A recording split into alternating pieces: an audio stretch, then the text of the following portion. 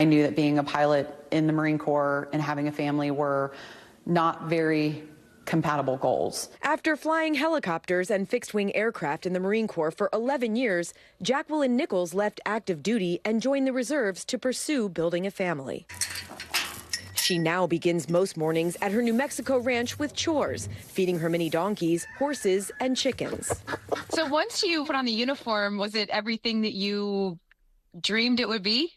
I would say so. I expected to not get any sleep, I expected to be pushed mentally and physically, and I got all of those things. I was shot at in Afghanistan. I knew that I could potentially sacrifice my life, limbs, health, but what I didn't know was possible was that I could potentially lose my fertility as a result of my service. Nichols and her husband, a former Marine, began trying to have a child after she returned from a deployment in 2018, but they've been struggling to conceive. Infertility in the military is understudied, but in a 2018 survey, 37% of active duty women said they struggled with infertility, a rate that's 3 times the national average. And so my question was why? My dad was a Vietnam veteran, and so he was exposed to Agent Orange. There's something called second-generation Agent Orange symptoms. As an aviator, a lot of it has to do with radiation exposure, flying at high altitudes. All of these things can have a negative impact on our fertility, and not just women, men too. So we don't even know the full extent of this problem.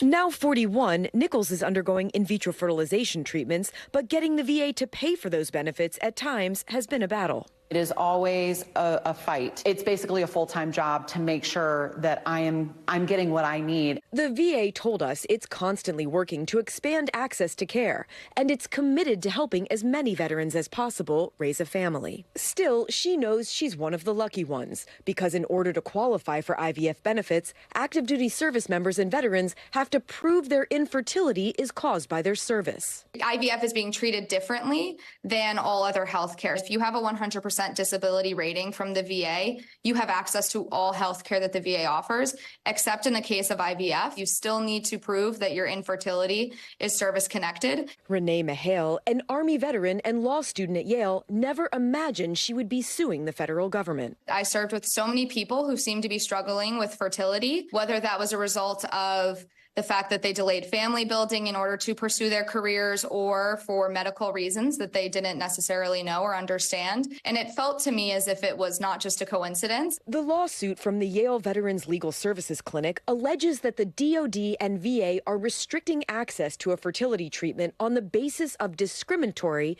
and arbitrary markers. Partly as a result of the lawsuit, both agencies recently ended the ban on IVF treatments for those who are unmarried or in same-sex couples. But the infertility still needs to be service-connected.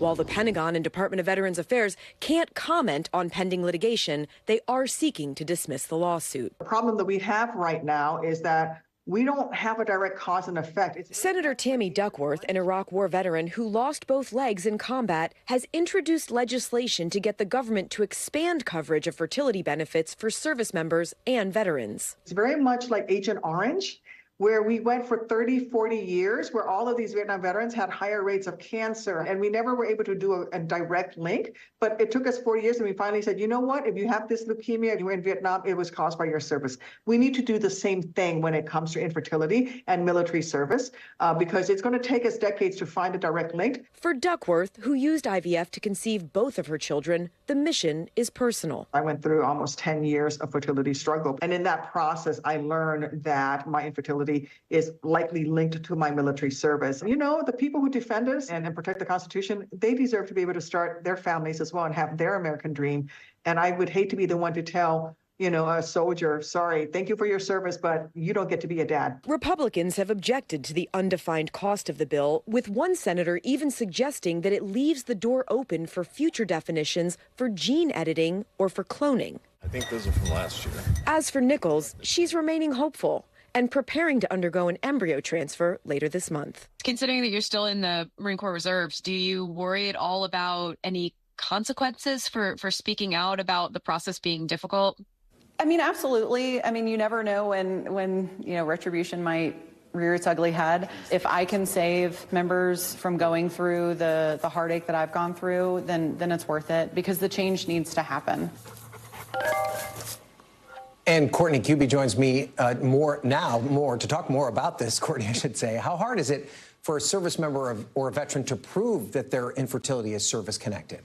Yeah, see, that's one of the big problems here, Ryan. You know, short of a catastrophic accident, it's really difficult to prove that your service could have caused your infertility. And the science really just isn't there showing a direct link between the exposure to toxins, like we were hearing in the story, and possible infertility. And keep in mind, each round of IVF can cost tens of thousands of dollars. But the veterans we spoke to for this story said this is an investment that's worth it. Remember, many of the military services have been struggling with recruiting, some with retention in recent years, and children of service members are more likely to serve. So the veterans we spoke to said, look, this is not only a way to retain your top talent, but it's a way to invest in your future. Ryan?